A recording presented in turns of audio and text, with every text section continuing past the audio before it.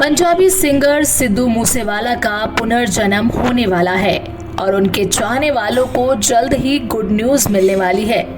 दोस्तों, आप भी हैरान हो गए ना? लेकिन हैरान होने वाली ऐसी कोई बात नहीं है।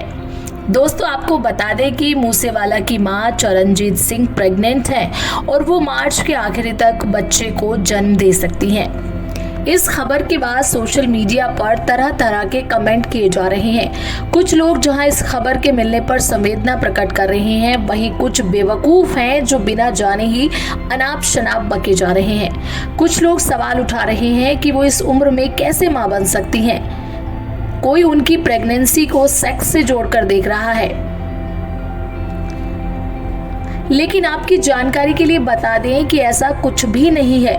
सिद्धू मूसेवाला की मौत के बाद माता पिता बिल्कुल अकेले पड़ गए थे, क्योंकि सिद्धू उनकी इकलौती संतान थी। जिसके बाद दोनों ने IVF तकनीक का सहारा लेते हुए बच्चा कंसीव किया और ये पूरी प्रक्रिया विदेश में की गई। चरणजीत सिंह फिलहाल 58 साल की हैं, क्योंकि साल 2022 में जब सिद्धू मूसेवाला ने मनसा से कांग्रेस के टिकट पर चुनाव लड़ा था, तो उस वक्त चरणजीत सिंह ने कवरिंग कैंडिडेट के तौर पर पर्चा भरा, जिसमें उन्होंने अपनी उम्र 56 साल बताई थी। चरण सिंह का इलाज डॉक्टरों की देखरेख में फिलहाल चल रहा है। 29 मई 2022 को सिद्धू मूसेवाला की हत्या उनके घर के पास गैंगस्टर लॉरेंस बिश्नोई के गुर्गों ने कर दी थी। आइए लोगों के उन सवालों के जवाब भी दे दें जिनके चलते चरणजीत पर सवाल उठाए जा रहे हैं कि वो कैसे बच्चे को जन्म दे रही हैं। दरअसल IVF तकनीक के जरिए चरणजीत गर्भवती हुई हैं। अब आपको बता दें कि क्या होती है IVF। 1978 में IVF तकनीक का आविष्कार ब्लॉक ट्यूब में गर्भधारण करवाने के लिए किया गया। समय के साथ इसमें नए नए आविष्कार होते गए और ये तकनीक अब निसंतान दंपत्ति की समस्या को दूर करने लगी है। IVF यानी इन विट्रो फर्टिलाइजेशन हाल ही के दिनों में ये काफी लोकप्रिय हो गई है और ज्यादा से ज्यादा लोग इसे चुन रहे हैं। जो लोग गर्भ धारण करने में असफल हो रहे हैं, वो इसका इस्तेमाल ज्यादा कर रहे हैं। जब शरीर अंडों को निषेचित नहीं कर पाता, तो उन्हें प्रयोगशाला में निषेचित किया जाता है, इसलिए इसे IVF कहा जाता है। एक बार जब अंडे निषेचित हो जाते हैं, तो भ्रूण को मां के गर्भाशय में स्थानांतरित किया जाता है, यानी कि अंडे को निषेचित होने के बाद मां के गर्भ में ट्रांसफर कर दिया जाता है। IVF प्रक्रिया में शुक्राणु और अंडे का मिश्रण शामिल होता है। ये आमतौर पर एक डिश में तब तक होता है जब तक कि निषेचन नहीं हो जाता। हालांकि IVF एक मुश्किल प्रोसेस होता है। डॉक्टरों के मुताबिक इस प्रोसेस में 2 से 3 सप्ताह लग जाते हैं। जबकि उम्र की बात करें तो 40 साल के बाद अगर आप बच्चा कंसीव करने में सफल ना हो, तो भी आप IVF का सहारा ले सकते हैं। भारत में IVF की कीमत अलग अलग क्लिनिक और शहर के आधार पर अलग अलग हो सकती है। सामान्य तौर से IVF का खर्चा भारत में 1.5 लाख से 2 लाख रुपए के बीच आता है। ये मूल रूप से इलाज की लागत, दवाइयों की कीमत, उपचार की ड्यूरेशन और अन्य चिकित्सा खर्चों पर निर्भर करता है। IVF की मदद वैसी महिलाओं को भी लेने की सलाह दी जाती है जिनमें हेल्दी एग का निर्माण या तो ज्यादा उम्र या फिर अन्य कारणों की वजह से नहीं होता है, या फिर यूट्रस से जुड़ी समस्याएं होती हैं, गंभीर एंडोमेट्रियोसिस की समस्या या PCOD की समस्या होती है।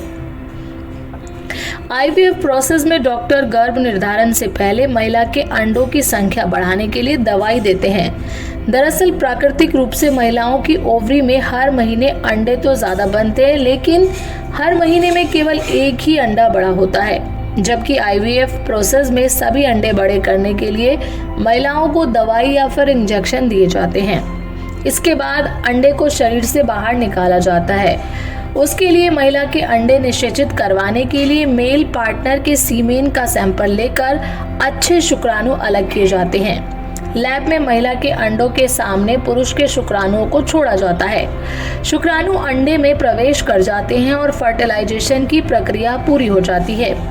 IVF में महिला की ट्यूब में होने वाले काम को लैब में किया जाता है। इसके बाद भ्रूण का विकास।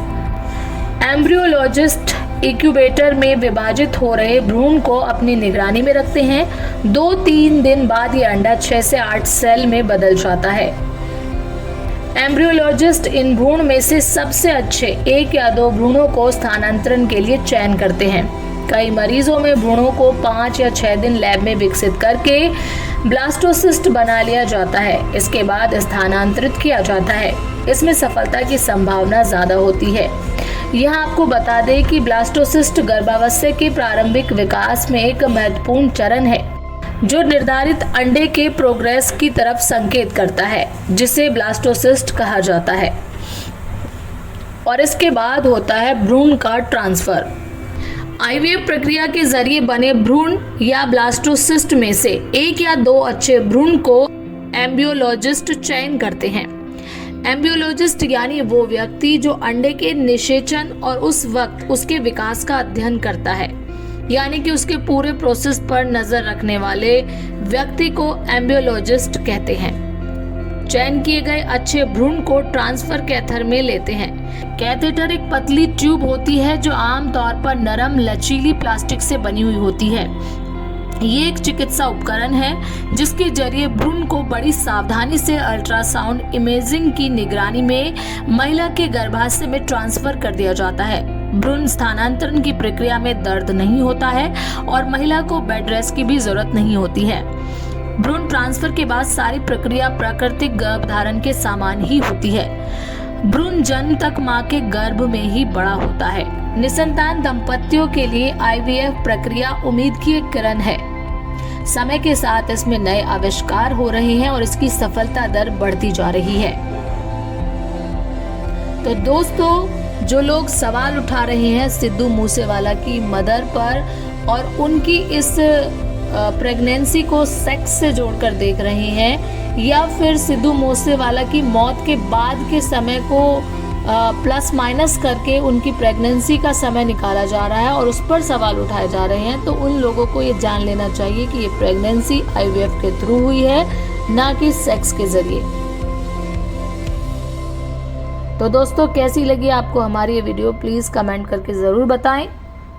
वीडियो अच्छी लगी है तो इसे लाइक करें, शेयर करें और चैनल पर नए हैं तो इसे सब्सक्राइब भी करें। तो दोस्तों, मिलते हैं नई वीडियो में, तब तक के लिए बाय बाय।